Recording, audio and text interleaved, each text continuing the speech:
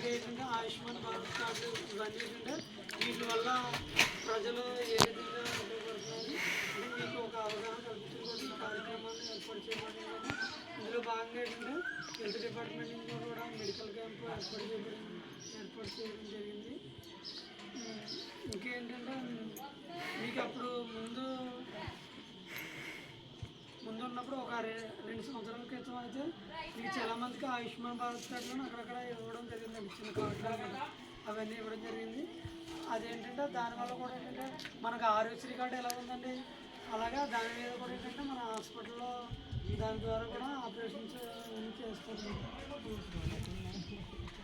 ఈ విధమైన కార్డులు ఇచ్చారనమాట. అప్పుడు ఈ విధమైన కార్డులు కొంతమంది ఇవ్వడం జరిగిందండి.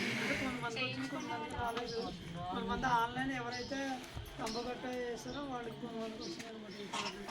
వీటి వల్ల మనకి ఏంటంటే వీటి వల్ల కూడా మనం వైద్యం చేసుకోవడానికి అవకాశం ఉంది.